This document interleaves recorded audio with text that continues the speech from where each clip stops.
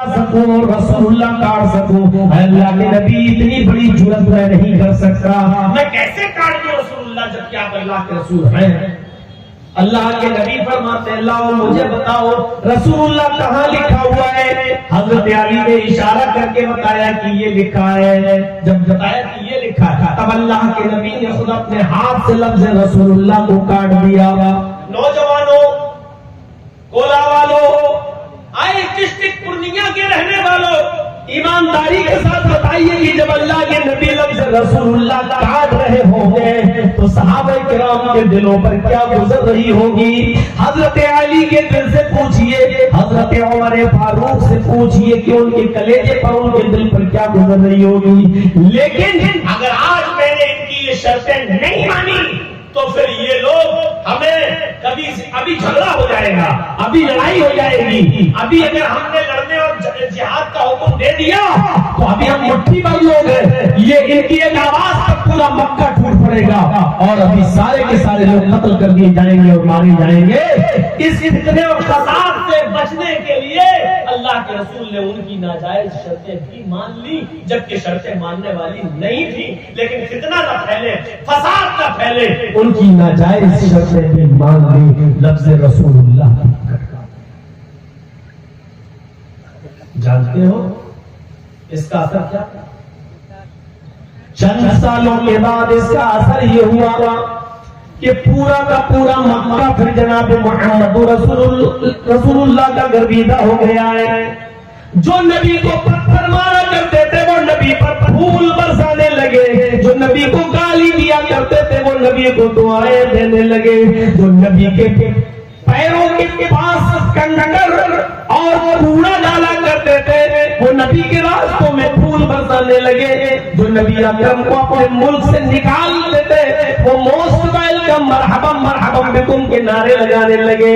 میرے بھائیوں، 10 سال کے بعد فاتحانہ طور پر جب نبی اکرم کا داخلہ ہوتا فتح مکہ کے موقع پر تو میرے بھائیوں 10,000 صحابہ کے ساتھ آپ مکے کے اندر داخل ہوتے ہیں اور ایک ہی جھٹکے میں پورے مکے کو اپنے ہاتھ میں لے لیتے ہیں اور پھر شرک اور بدعت کی خلافتوں سے مکے کو صاف کر دیتے ہیں، یہاں تک کہ مکے کے خانہ کعبہ میں گھس جاتے ہیں، حضرت علی کے کاندھے پر سوار ہو جاتے ہیں، چھڑی لیتے ہیں، ایک ایک بت کو گراتے جاتے ہیں اور فرماتے جاتے ہیں جاء الحق وزهق الباطل ان الباطل كان زهوقا، جاء الحق وزهق الباطل ان الباطل كان زهوقا، حق آ گیا اور باطل تو مٹ گیا اور باطل کو تو مٹنا ہی تھا۔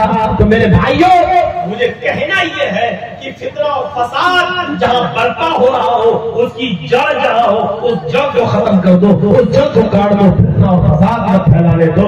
فتنہ و فساد یہ پھیلانا منافقوں کا شیوا ہے۔ اللہ نے فرمایا وَإِذَا قِيلَ لَهُمْ لَا تُفْسِدُوا فِي الْأَرْضِ قَالُوا إِنَّمَا نَحْنُ مُصْلِحُونَ، یہ وہ منافق ہے جب ان سے کہا جاتا ہے کہ زمین میں فتنہ نہ پھیلاؤ، یہ وہ منافق ہے جب ان سے کہا جاتا ہے زمین میں فساد برپا مت کرو، یہ وہ منافق ہے جب ان سے کہا جاتا ہے زمین میں لڑائی جھگڑا مت کرو تو کہتے ہیں انما نحن مصلحون، ہم تو اصلاح کرنے والے ہیں، ہم تو خیر خواہی چاہنے والے ہیں، ہم تو لوگوں کی بھلائی کا کام کر رہے ہیں، ہم فتنہ کہاں پھیلا رہے ہیں؟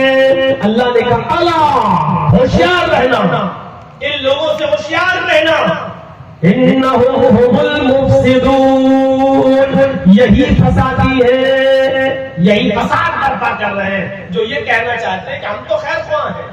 آج امریکہ یہی کہہ رہا ہے نا، ہم تو خیر خواہ ہیں، ہم تو چاہتے ہیں کہ دونوں ملکوں کے درمیان بات چیت کے ذریعے مسئلہ حل ہو جائے، یہ ہو وہ ہو، اور پسے پشت مدد کر رہا ہے ظالم کی، مدد کر رہا ہے ظالم کی، اس لیے کہ وہ خود بہت بڑا ظالم ہے، اس لیے وہ ظالم کی مدد کر رہا ہے۔ تو اللہ تعالیٰ نے یہی کہا انہم هم المفسدون، جو یہ کہے کہ ہم تو خیر خواہی چاہتے ہیں، ہم تو بھلائی چاہتے ہیں ان کی، اللہ ہوشیار رہنا ایسے لوگوں سے، انہم هم المفسدون، یہی فسادی ہے، یہی زمین کے اندر فساد برپا کرنا چاہتے ہیں، یہی زمین کے اندر فتنہ پھیلانا چاہتے ہیں۔ اچھا فساد روکے گا کیسے؟ اس کا علاج کیا ہے؟ کوئی سبدے بات تو ہوگا اس کا. تو آج میں بتاتا ہوں اور اسی پر ہماری تقریر ہے. اس کا سبدے باب کیا ہے؟ اس فساد کو کیسے روکا جائے؟ تو اس کا ایک معمولی سمادھان ہے بہت، اور وہ ہے عدل اور انصاف. آپ عدل قائم کر دیجئے، انصاف قائم کر دیجئے، اپنے آپ امن پیدا ہو جائے گا. ایک گھر میں بھی فساد ہوتا ہے، 4 بھائی ہیں، 4 بھائیوں میں اختلاف ہوتا ہے، 4 بہنیں ہیں ان میں بھی اختلاف ہوتا ہے، اگر کسی کی 2 بیویاں ہیں تو ان میں بھی اختلاف ہوتا ہے. آپ اپنے گھر میں بھی فتنہ نہیں روک سکتے ہیں اگر آپ عدل نہیں کر رہے ہیں، انصاف نہیں کر رہے ہیں. اگر آپ نے کسی بیٹے کو زیادہ زمین دے دی اور کسی کو کم دے دی تو گھر میں فتنہ پھیل جائے گا. آپ کی اولاد فتنہ کھڑا کر دے گی. اب مولانا جرجیت صاحب سے کہیے، جرجیت صاحب آپ آئیے فیصلہ کر دیجیے. اب جرجیت صاحب نے دیکھا یہ تو ہمارے بھائی رشتے دار ہیں، اب ان کا فیصلہ کرنے کے لیے گئے تو جرجیت صاحب یہ دیکھتے ہیں کہ ایسا فیصلہ کریں کہ ہمارے رشتے دار کا زیادہ نقصان نہ ہو، اگرچہ وہ غلطی پر ہے اور ہم صحیح بات نہیں کر پا رہے ہیں، ایمانداری سے بات نہیں کر پا رہے ہیں. اللہ کے نبی صلی اللہ علیہ وسلم کے پاس ایک عورت آئی اپنے ایک بچے کو لے کر اور کہنے لگی، اے اللہ کے نبی میں آپ کو گواہ بناتی ہوں. آپ نے کہا کس بات پر؟ کہ میں زمین کا فلاں فلاں ٹکڑا اپنے اس بیٹے کو دے رہی ہوں. اللہ کے نبی نے پوچھا کیا تمہارا کوئی اور بھی بیٹا ہے؟ اس عورت نے کہا، اس بڑھیا نے کہا ہاں ایک بچہ اور ہے، میرا ایک بیٹا اور ہے. آپ نے فرمایا کہ تم اس کو بھی زمین کا ایک ٹکڑا دے رہی ہو، کیا اتنی زمین اپنے دوسرے بیٹے کو بھی دے رہی ہو؟ اس عورت نے کہا نہیں. آپ نے کہا کیوں؟ اس عورت نے، اس بڑھیا نے کہا اللہ کے نبی یہ میرا زیادہ خیال رکھتا ہے، یہ میرے علاج کا، یہ میرے دوا کا، یہ میرے رہنے سہنے کا، یہ میرے کھانے پینے کا، یہ میرے عیش و آرام کا سارا خیال یہ بڑا بیٹا رکھ رہا ہے، اس لیے میں اس کو ترجیح دے رہی ہوں اور اپنے اس بیٹے کو